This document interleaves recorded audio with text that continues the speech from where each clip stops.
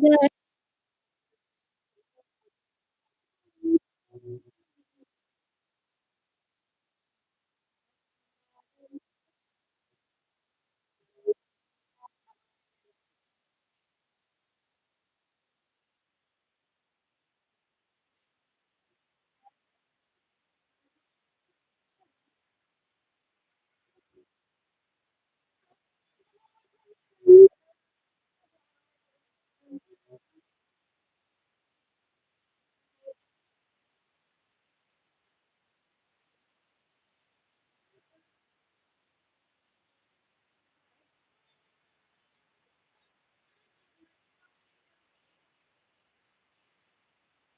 जय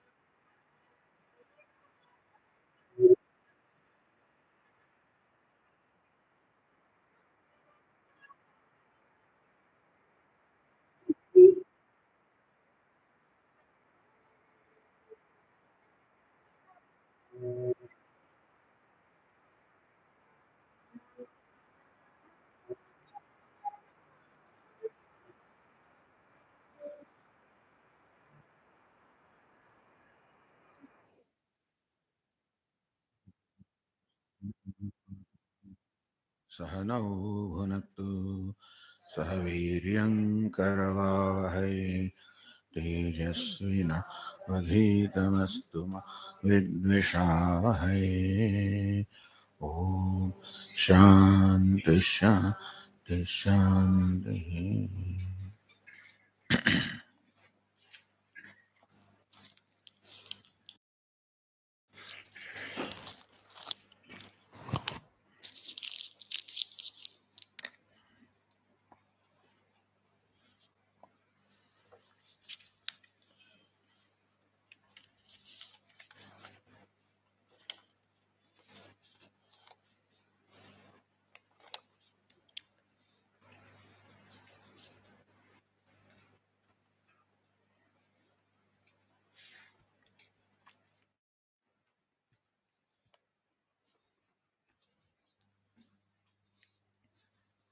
Is it possible that during deep sleep, consciousness is absent, but upon waking, it emerges and illuminates the mind, which retains memories from the last moment of the previous waking state, thus creating a sense of continuity in the identification of the self, which means that you follow the question that you feel there is a continuity between the time I went to sleep and I woke up. Maybe there is no consciousness in deep sleep, but the mind remembers the previous one. What is the need of saying that? Because I is very much present. I remember in the morning that I who went to sleep is the I who woke up. So there is continuity of the self in the deep sleep state. When I wake up, I don't feel that a new person has woken up. The memory is that the sense is the I who went to sleep is the one who has woken up. So there is continuity of the self, not of the mind. Mind is absent in deep sleep state. And so only thing that continuous is the self or the consciousness.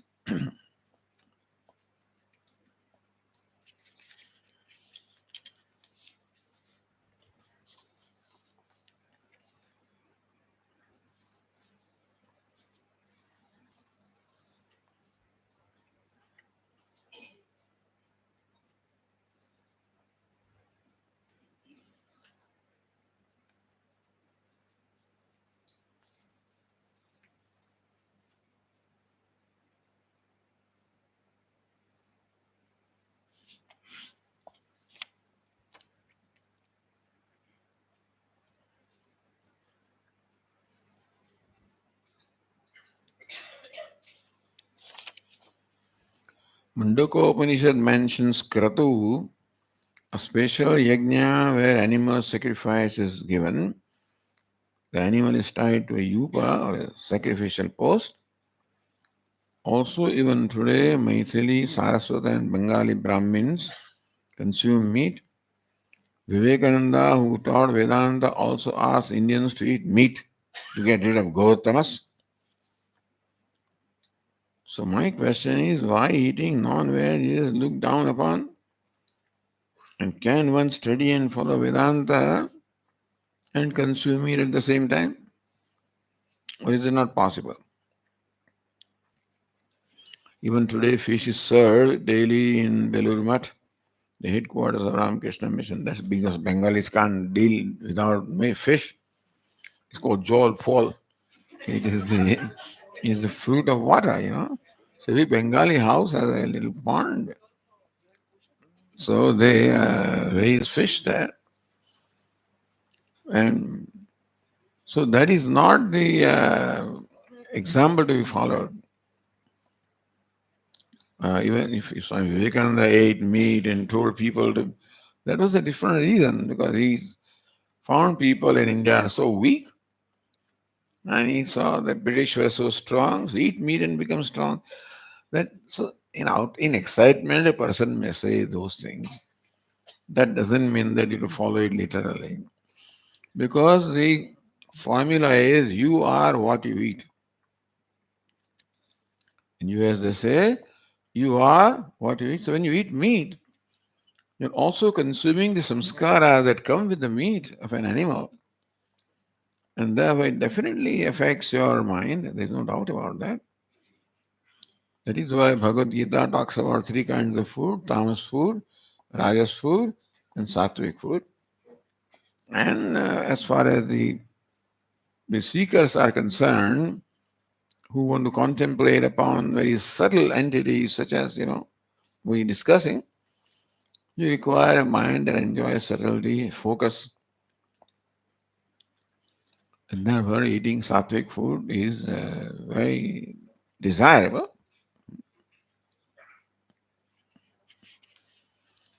Bengalis eat fish, well, that's their problem.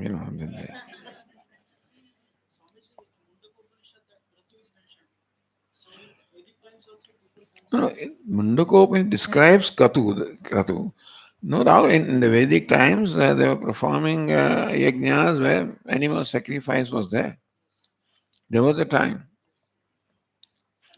But in the about 12th century, 10th, 11th centuries, when the Vaishnava acharyas came, like Ramanujacharya and Vallabhacharya and others, that is when they brought ahimsa. And that is how the whole thing changed because all yajna yagadis all stopped, replaced by worshipping pujas, etc., which did not involve any violence. Which means that we do have a tradition of violence in the Vedic times. And they did, there are certain yagas that they perform where animals were sacrificed. That does not mean we can condone it today.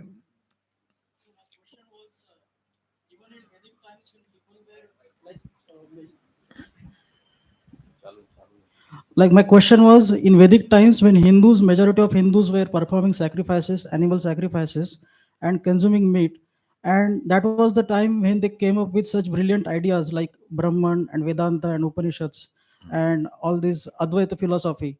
And when that was all lost, and then Vaishnavas came, and slowly India became slave for 1,000 years since 11th and 12th century, because just like Vivekananda said that Indians became weak, and because of their diet.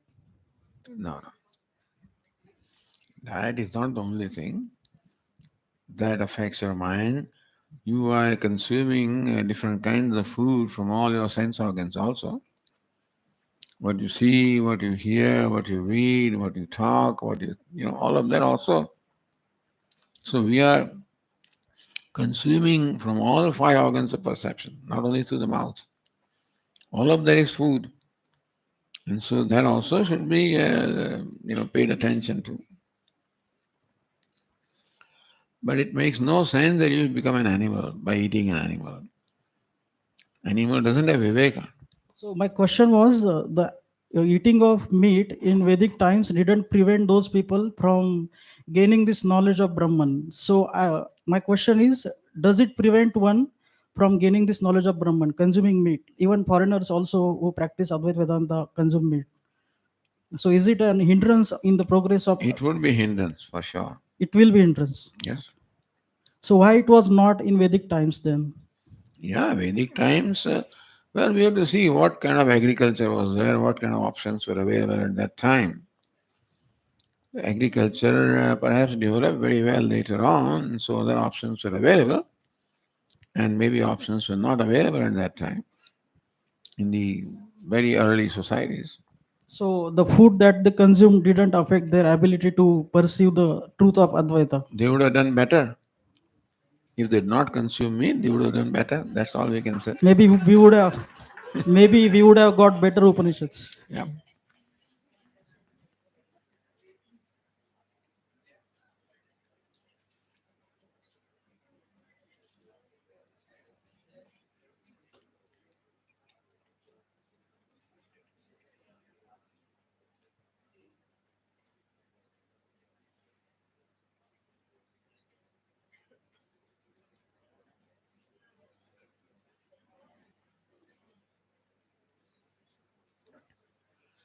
After the experience of sleep, It is said that a person who has woken up says, Sukham aham atsvapsam kinchit avedisham.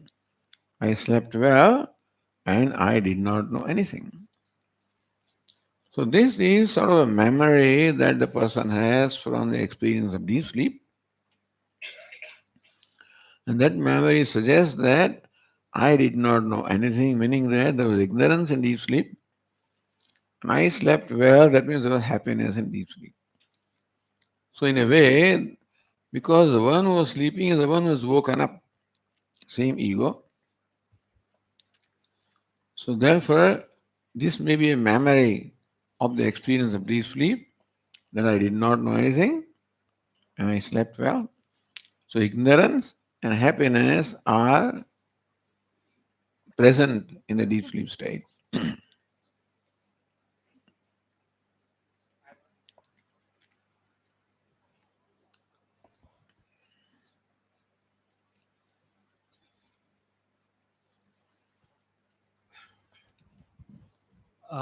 Isn't the memory is a function of mind? And since mind is not there, then how do I recall I slept well? Yeah. So, it is explained that there are the vrittis of avidya vrittis of ignorance. So, the ignorant mind also functions, and that is how some memory is there. Something has to be there for you to remember. If the waking mind was not there, then this causal mind was there, because of which you remember.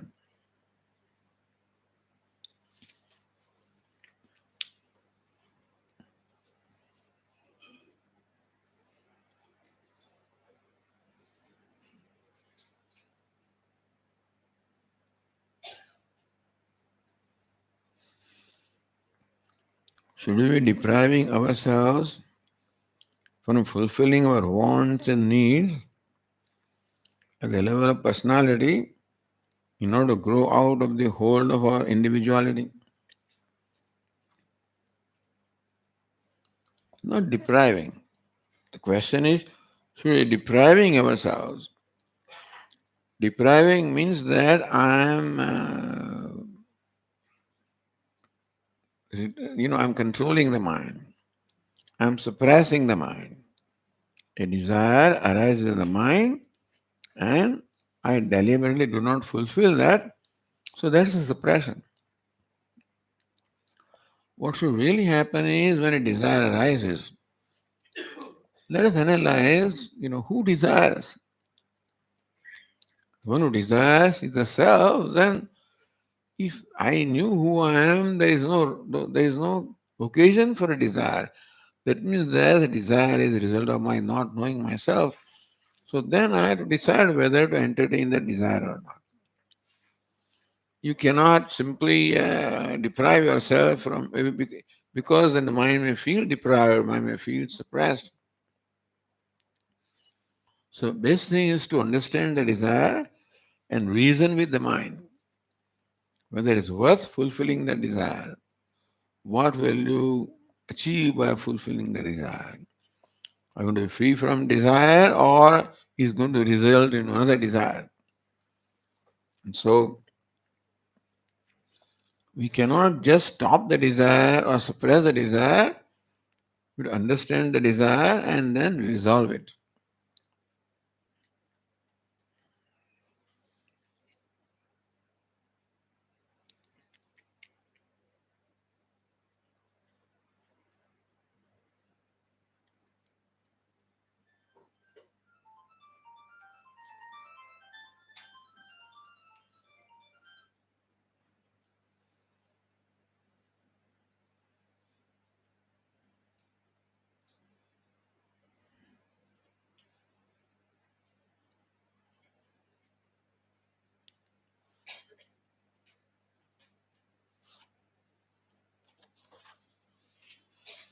Is it the mindfulness of a wise person which allows him to be sensitive to everyone?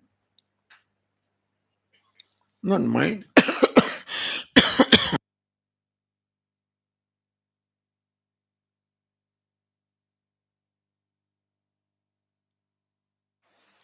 It is the sensitivity of the person which enables him to be sensitive to other people. For being sensitive to other people, one should be sensitive. So not so much mindfulness also, but sensitivity is also required. The question continues, but from the journey of Jnani or Jnanistha, he may be sensitive to the world's needs. The world may unknowingly or due to lack of alertness, be not sensitive to the sensitive or intrude or step on his toes. How does a wise grow during such situation? What values and boundaries does he work on? Meaning that you are sensitive, or that is our value. Sensitivity is our value because, as Puja said, sensitive is the name of the game, and that shows the evolution of a person. We grow in our sensitivity. But a sensitive person also is likely to be hurt. For example, you have learned Vedic chanting correctly. And then when you hear other people chanting, then it is like one pebble coming in the khichdi, khichdi. Little pebble comes. Similarly, also when somebody chants wrongly, so that way more sensitive you become, more likely you are to be hurt. Because even though people may not intend to hurt you, you may get. Swamiji used to say, that we are all sitting on the dining table and some Western person has come and everything is set up well, and then you start eating like our traditional. That fellow, so what's going on here? So you have to be sensitive to other people and here maintain certain, uh, certain style or, knowing that that person may not be able to understand what it is that you're doing. So that is called sensitivity to other people. And but there is no guarantee that people will be sensitive to you, etc., etc. Then, along with that, you have to develop also the ability to put up. Yes. So, suffering is also one of the values in Vedanta. Sahanam saradukhanam apratikara purvakam Viveka Chudamani says. It's a very tall order. Chinta vilaparahitam sa titiksha nigadyate. This is a value called titiksha. Shama, Dama, Uparama, Titiksha. Shraddha, Samadhanam. Titiksha means forbearance. And that Titiksha is described in Viveka Chudam, a very tall order. Sahanam Sarva Dukkhanam. Whatever dukkha comes, then you just put up with it without reacting. And a mosquito comes, let it. This is called Pratikaram. Little bit, I feel warm. This is called Pratikaram. So habitually, moment a little bit of pain comes, we react or we retaliate to that pain, or to remove that pain. He says, no. Sahanam sadukhanam apratikara purvakam. Without retaliating to that. Chinta vilaparahitam. Then, again, this fellow will come again, this is difficult, or what I had to put up with. Past is vilapa. You lament on what you had to go through, or you're anxious about what can happen. So, in all the three periods of time, present, past, and future, this suffering is spread. Therefore, remaining free from a sense of suffering, or suffering, let us say, putting up with all the pain, without anxiety, without worries, without, so very tall order, but this is what Vivek Swamini prescribes. The reason is that all these values are for knowledge. For knowledge, you require a certain mind which is pure and which has so antagana shuddhi is there, purity is there, and nishtha and nischalya, single pointedness or focus is there. And therefore, in line with that, this is also a value that you put up with things. Keep on reacting, then your mind will never be steady. And so Lord Krishna also says, Tam stitikshasva bharata. In Bharata, whenever your sense organs will interact with the sense objects, something will happen. Pleasure, pain, sukha, dukkha, heat, cold. Let it be. Tam stitikshasva bharata. Lord Krishna says, put up with it. Now, we are not accustomed to put up with anything right now. From that on to put up with everything is a big journey. But well, that is the value of putting up with discomfort or even pain or suffering. If someone insults you, keep quiet, swallow it without retaliation, without a sense of pity towards yourself. Meaning that even in those circumstances, also the mind should remain steady. Mind should not get disturbed. Otherwise, mind will think of ways that he has told me this thing, okay, let me wait for some other occasion, then I can settle the account. Very often we meditate upon this thing, that somebody said this and in my mind I'm planning, although I'm supposedly I'm meditating. I'm planning for an occasion to come so that I can settle the account. For all these things not to happen is the value of not suffering, but what shall I say, fortitude or putting up with, with pain.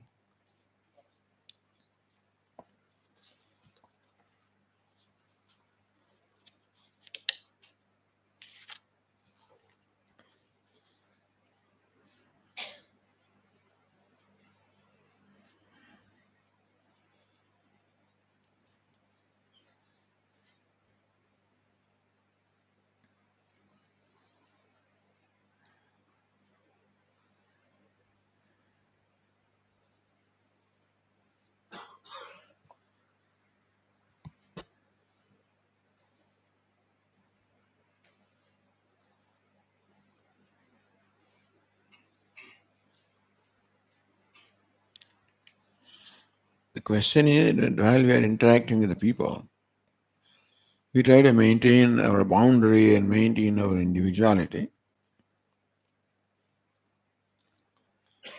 But that means that while interacting with people, we create walls around ourselves so that we protect ourselves. To protect ourselves from the misbehavior or from the kind of pain that somebody else may inflict upon me, I protect myself by creating walls. That means I don't allow them to enter. That means I exclude them.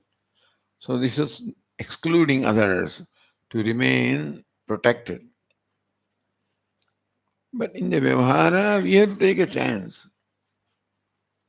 And as best as possible, we exhibit kindness to other people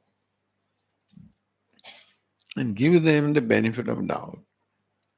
If they do not reciprocate with kindness, there may be some difficulty. Understand that a person in pain alone can cause pain to others. A happy person cannot cause pain to others. If you look at our own self, when something is bothering me inside, then that may come out as my anger or my, insulting somebody or whatever, how to we do not know how to process that pain, so that pain comes out in our behavior. So when somebody behaves like that, then we know that it is not person, but the pain within the person that is acting like this. A happy person would not hurt anybody, would not insult anybody. Only a hurt person can hurt. So when somebody behaves towards me in a hurtful manner, mindfulness is that I remember, hey, it is not the person, the hurt in the person that is coming out as this behavior. And therefore, if I recognize that this person is controlled by the pain within, it's a helplessness the person behaves like this. Because when we are in the right mind, we will never hurt others. Non-violence is our nature, compassion is our nature, and therefore when we are ourselves, always be that. When something is bothering me inside, that is when very often it comes out as rudeness, as anger, etc. So when somebody behaves like that towards me, if I remind myself it is not the person, it is the pain in the person that is doing this, then I'll be sympathetic. Then I'll be sympathetic. I, I will be sympathetic to the painful person, not the person. So thus we in our interaction, if we recognize the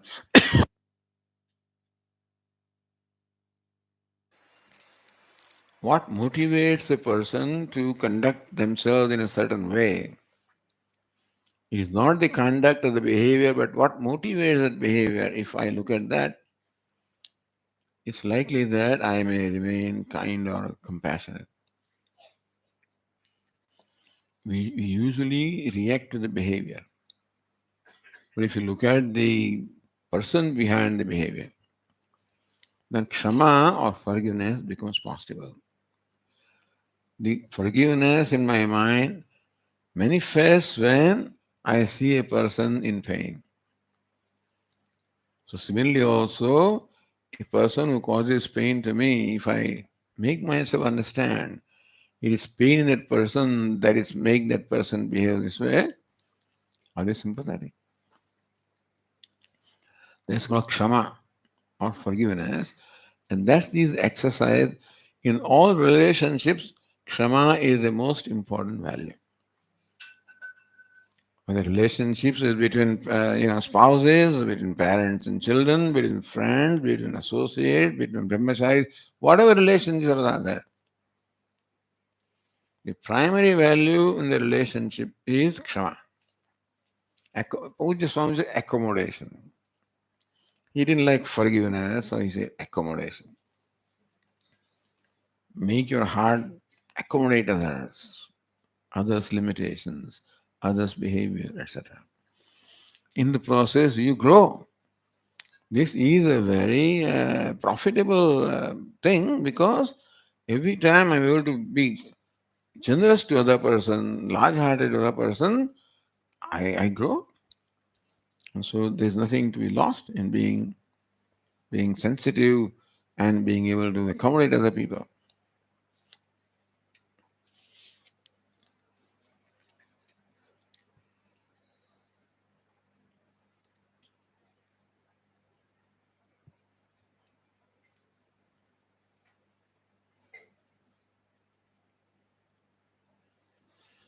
Suppose an enlightened person does a lot of punya karma, means virtuous actions. What will happen to that punya? Because now he doesn't need them. So the text called Tattvabodha tells us, there's a statement quoted at the end that the people who praise the wise person, his punya goes to them, and people who condemn him, all his papa goes to them. So be careful. We don't want people's papa, we want people's punya. So treat them well, then their punya may come to you.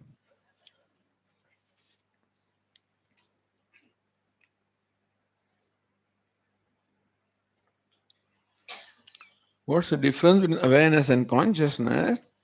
Well, we don't see any difference. We use them interchangeably. So, a conscious person or awareful person is the same thing. And how are they related to the mind and the heart? Consciousness illumines everything. So, mind also, and thoughts of the mind are illuminated by consciousness. Heart is not a separate thing. Mind sometimes is called heart. So, or unless heart is a physical heart which is seat of the mind, but consciousness illumines the mind.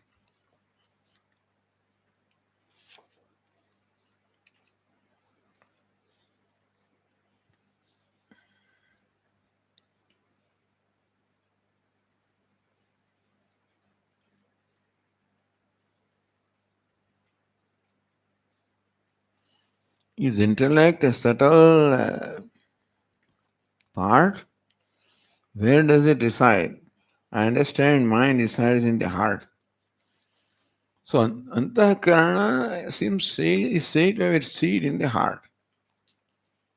And antahkarana has all these four different functions, which is called buddhi, manaha, buddhi, chittam, ahankara.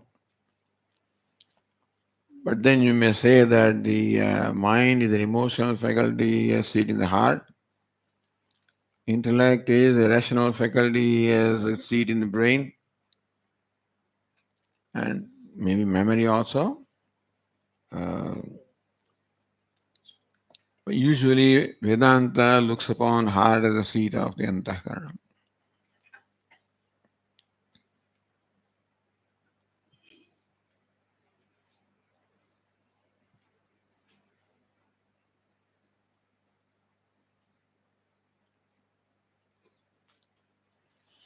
Is deep sleep state really? You can write in little bigger letters, make it easier to read because very big paper is here.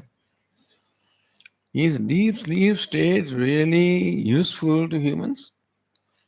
Apart from rejuvenation and rest, this state is not useful for the emotional growth. Why is the Upanishad explaining this state in such detail? This state is close to moksha, where the state also is very close to non-duality.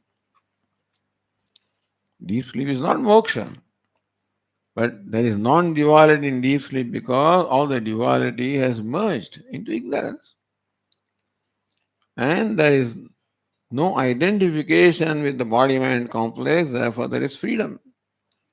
So this state is very close to moksha, not moksha. Therefore, an analysis or understand the state will help us understand moksha and also understand non-duality.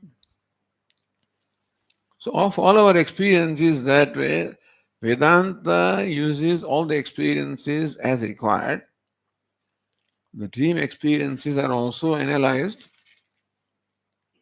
to understand the projection, etc., and how this, what we call the waking world also is a projection. So dream helps us understand what is mithya. Because when we wake up, then the dream is completely negated, and what is negated is called mithya. Therefore, the dream is, and understanding of dream helps us what mithya is. Understanding of deep sleep helps us what moksha is. So, therefore, there is analysis of dream as well as deep sleep. In the section that we are studying right now, because Atma or consciousness is topic, therefore deep sleep is closer to the non-duality. That's why that is taken as for the study.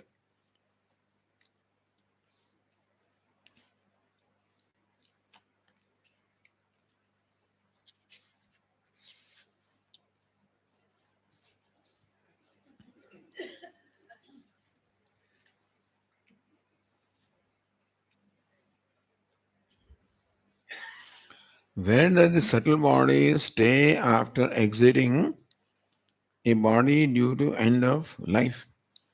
Subtle body departs from here according to karma and then gets associated with another gross body. So karma takes this subtle body from one place to the other. And therefore, it knows when it departs from here what the destination is, and accordingly, it goes for a destination to be born again in another upadhi.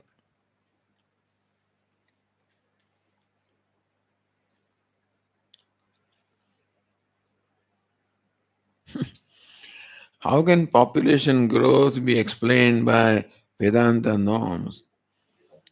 Is loss of animal population feeding the growth in humans?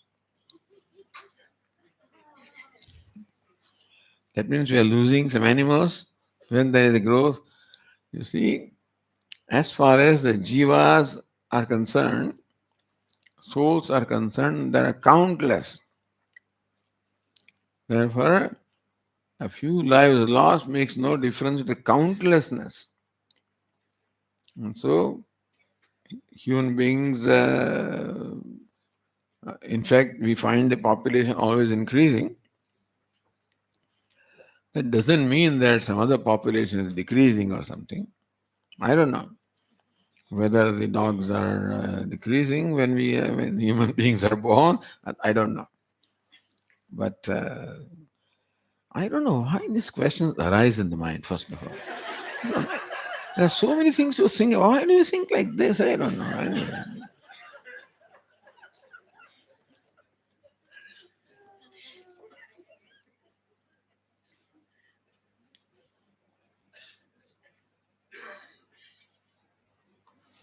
When dreams are projections of the mind, what is astral travel? I don't know. What is astral travel? Subtle body going from here to another place?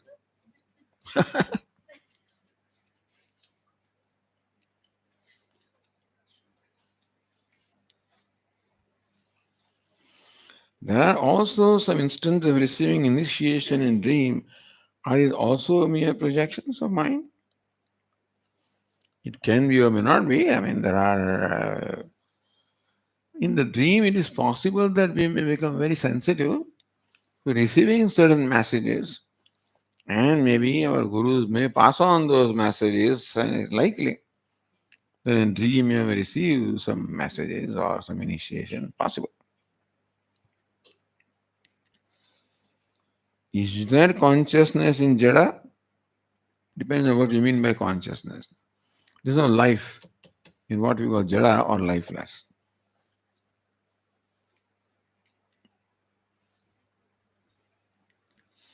If everything is Brahman, shouldn't there be consciousness in dead or inert objects? There is. Asti bhati priyam. Asti existence, bhati consciousness, priyam wholeness. And therefore, in what we call Jada also, asti bhati priyam is the very basis.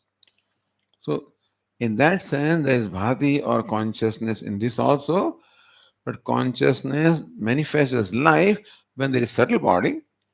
It does not manifest as life when subtle body is not there.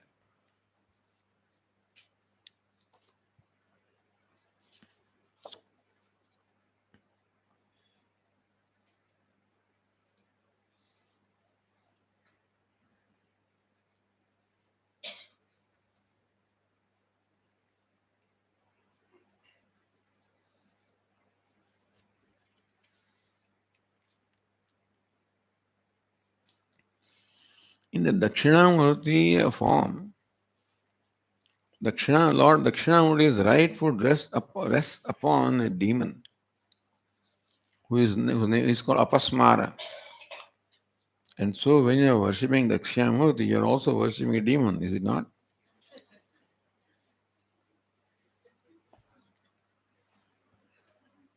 Somebody said you are worshipping cow. I said we are worshipping all animals. Every devata has its own vehicle. So when you worship devata, the vehicle also is worshipped. You worship Lord Ganesha, then the mouse also is worshipped. worship Devi, then tiger also is worshipped. So we worship not only cow, we worship all these animals. And therefore, Asura also is worshipped because he's there. So Vijari, the priest, puts dots there also. In fact, he has very body and so there's so more dots on him than there are on Dakshinamurti sometimes.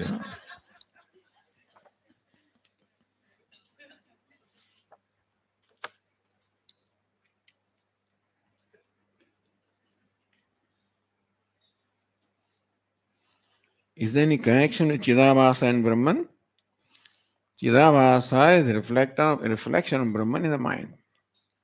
Chit Abhasa, Abhasa is reflection, Chit is consciousness. So reflected consciousness is called Chidabhasa. Consciousness is the self, gets reflected in the mind. That's how mind is enlivened. And so the reflection of the self or consciousness in mind is called Chidabhasa. It is a term which is used to explain various things.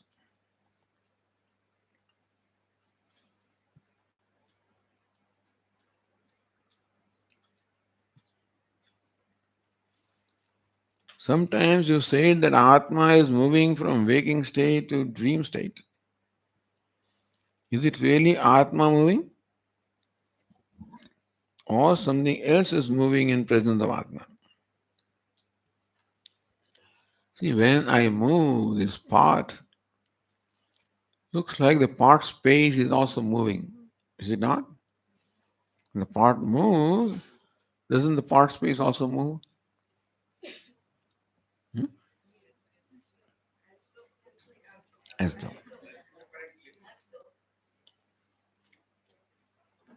Part space appears, seemingly also Atma. So when the mind moves, looks like Atma is moving. Atma is always reflected in the mind. Yes, it is mind that moves from waking to dream to deep sleep, all states of mind. And wherever mind is, Atma is reflected. So when it look like reflection is moving, in a primary sense, there is a mind that goes from one state to the other.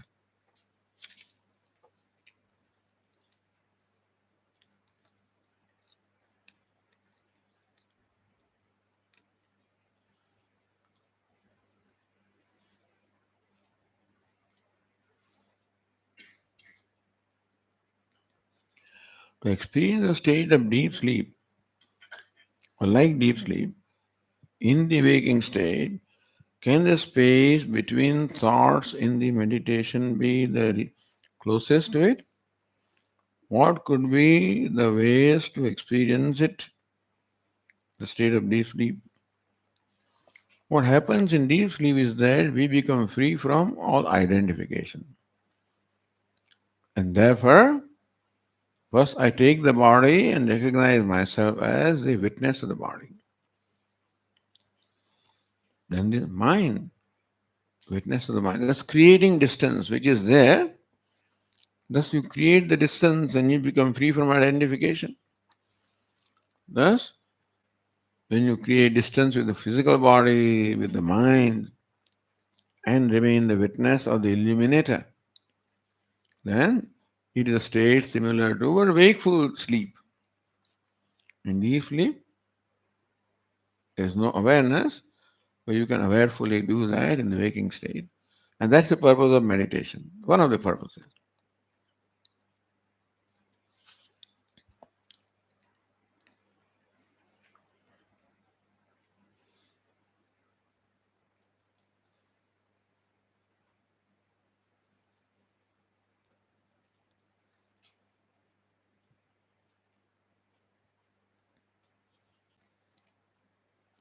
Could you please speak about Kundalini?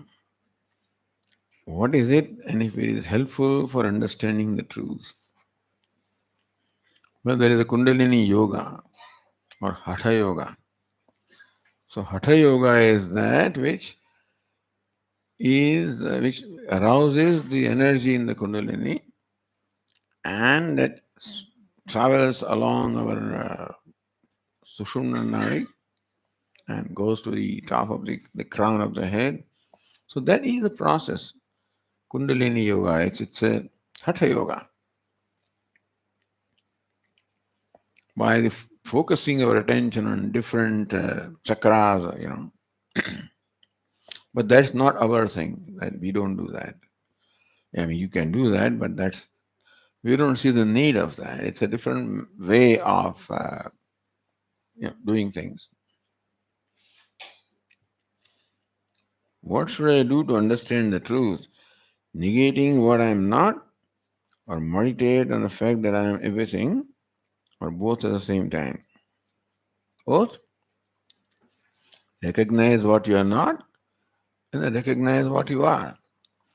Take a textbook of Vedanta such as Tattvabodha, first describes Anatma, the Panchakosha and the three avasthas, etc., three bodies.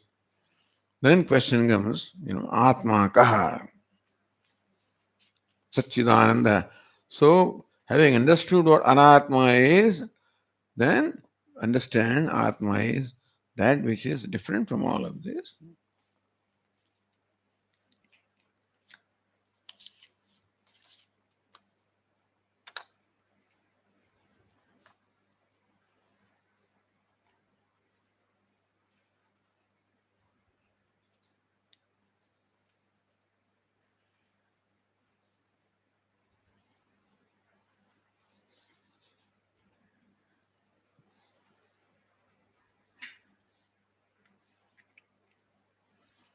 When I move out of dream to either waking or sleep, thereafter there is no continuity.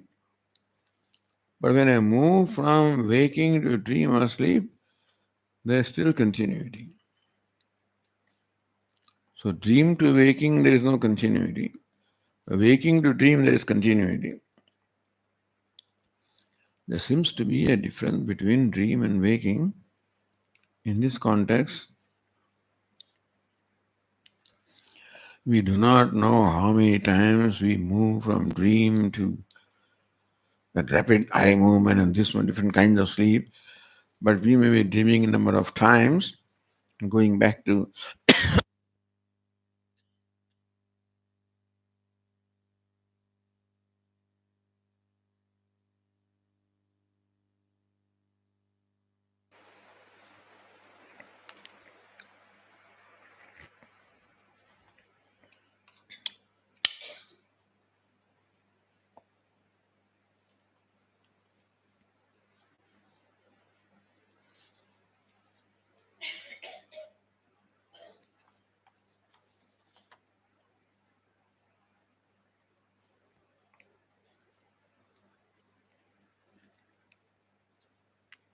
there seems to be a difference between dream and waking. In this context, please explain. There is a difference. In dream and waking, we have been discussing it in great length, in our classes.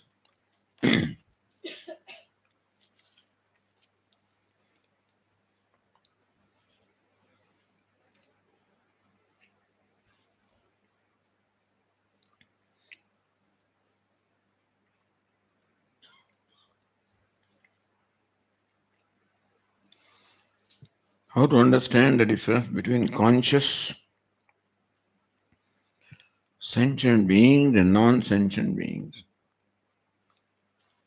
So those who have subtle body are sentient beings, and where the subtle body is not, insentient beings. Lifeless and with life.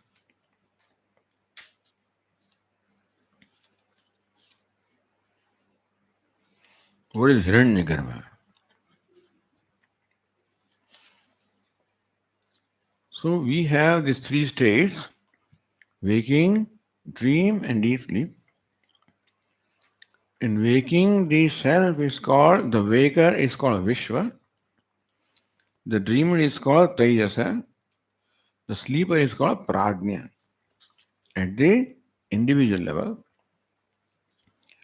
there is a correspondence between individual and total or cosmos. So there is a cosmic waking called Virat, cosmic dream, Hiranyagarbha, cosmic sleep, Ishvara. So Hiranyagarbha is nothing but Ishvara dreaming. The dream state is called Hiranyagarbha. Cosmic dream state.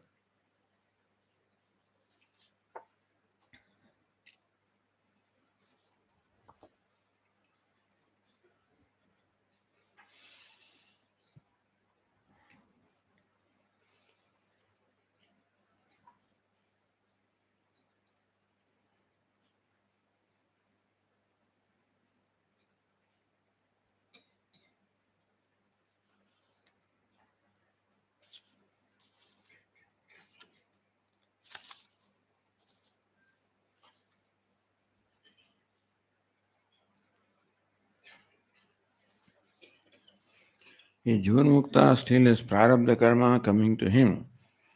If this karma doesn't get exhausted, will he be reborn? No, he is alive because of prarabdha karma. Once a person gets liberated, there is no need for that person to continue to live. But because he has prarabdha karma, therefore his body continues until the prarabdha gets exhausted. So there is no scope for him is being reborn.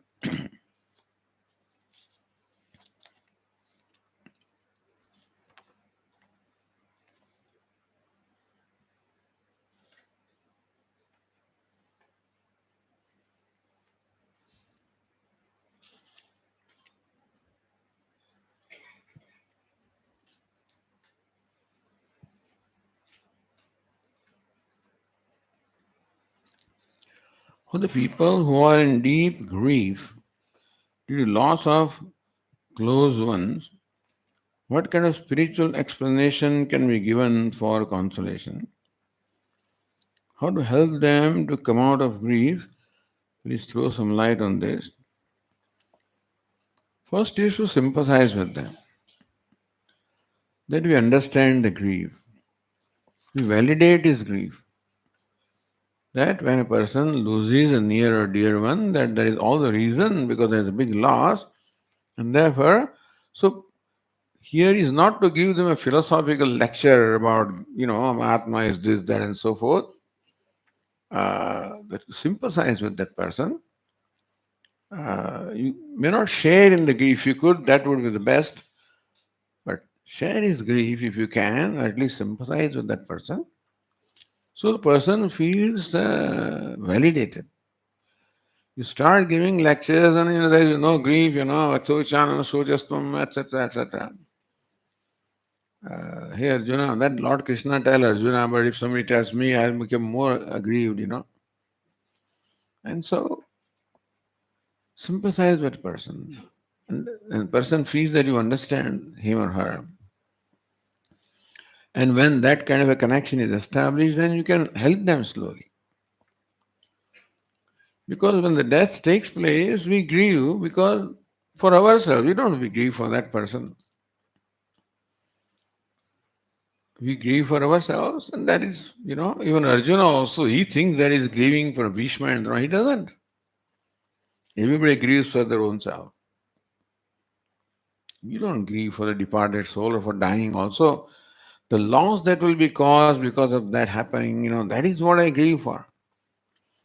Arjuna also grieves as to what will happen to him when Bhishma and Drona perhaps are not there. So grief is always for one's own self. Recognize that.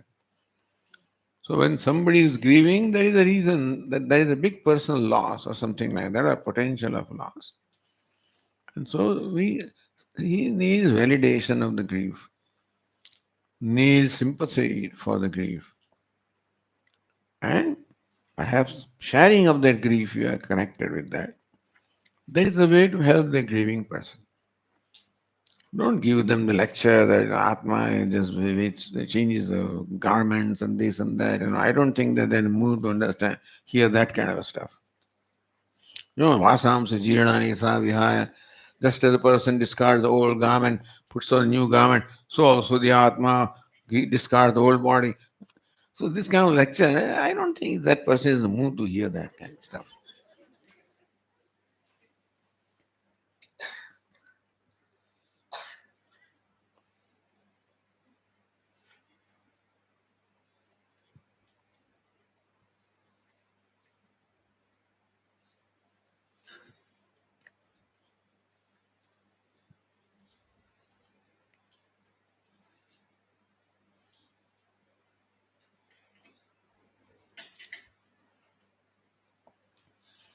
I'm a grihastha and perform Gayatri and the Kayik Puja on daily basis. YouTube sessions are providing platform for Shravanam of various Shastras. At the same time, there is some unrest or in the mind if I miss one of the activities from daily routine. How to overcome this is good. You feel guilty when you miss some puja, that is good. If you don't feel guilty, it will disappear. The puja will go away from your mind. You don't feel anything. So you did not perform puja today. You're okay. So next day also. It's good that you feel guilty. So that you will be alert and performing puja. And because you've been doing it sincerely. And therefore, and so if you don't do some day, then you feel that you fail to do something, which is good. Feeling guilty is good. So don't remove that guilt. Otherwise, you will stop puja altogether. If you didn't do something, nothing happens, then next day also you won't do. But if you did not do something and happens here, then you want to do it. So guilt is good. That shows that you are sincere in what you are doing.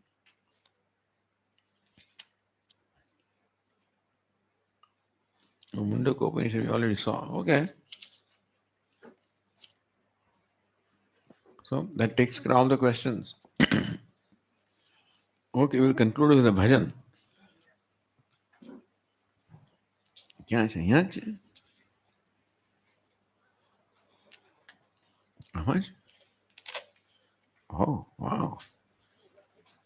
So this is a different thing. I thought this is my folder. A different folder. Look at that. This is the bhajans. That is called seva. So, आज का बुधवार था? Wednesday. So Wednesday is. Okay, let us sing something of Lord Krishna.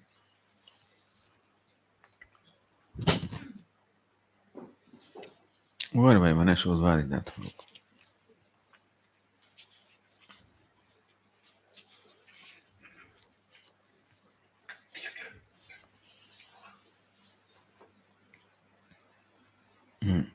Shri Krishna Madhava Govinda Gopala Shri Krishna Govinda Shri Krishna Madhava Govinda Gopala Shri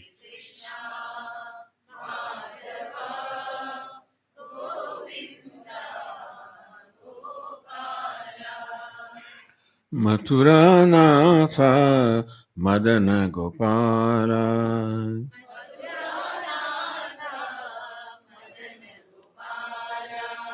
Mathuranatha Madana Gopala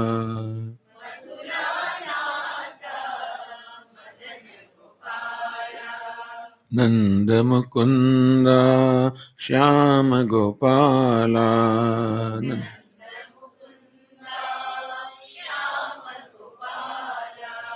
Nanda Mukunda Shyama Gopala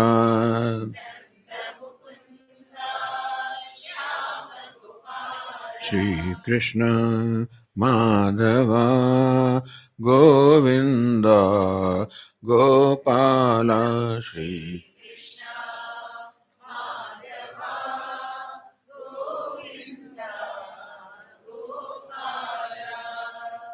Mathuranatha Madana Gopala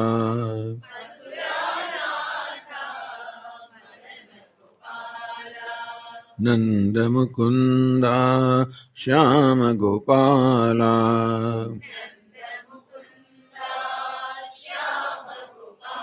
Shri Krishna Madhava Govinda Gopala Shri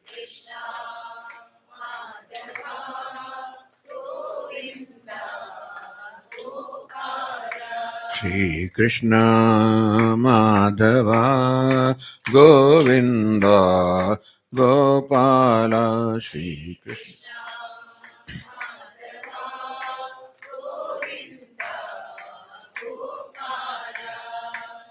Mathuranath Madana Gopala.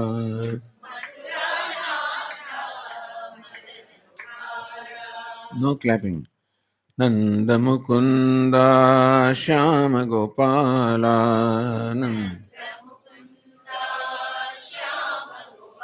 Shri Krishna Madhava Govinda Gopala Shri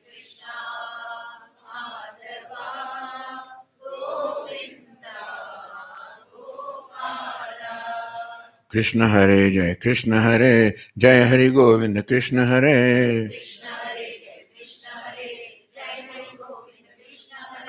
Krishna Hare Jai Krishna Hare Jai Hari Govinda Krishna Hare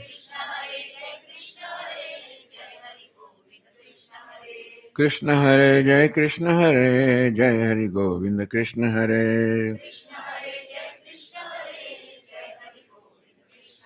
Shri Krishna Madhava Govinda Gopala Shri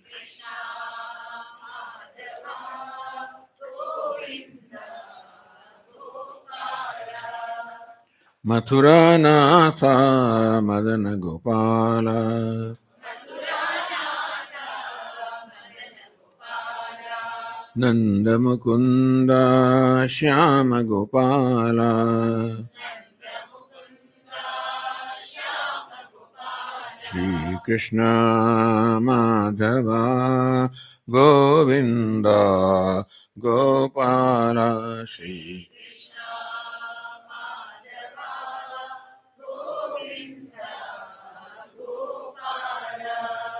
Krishna Hare Jai Krishna Hare Jai Hari Govinda Krishna Hare Krishna Hare Jai Krishna Hare Jai Hari Govinda Krishna Hare Krishna Hare Jai Krishna Hare Jai Hari Govinda Krishna Hare Krishna Hare Jai Krishna Hare Jai Hari Govinda Krishna Hare Jai Hari Govinda Krishna Hare Jai Hari Govinda Krishna Hare Jai Hari Govinda Krishna Hare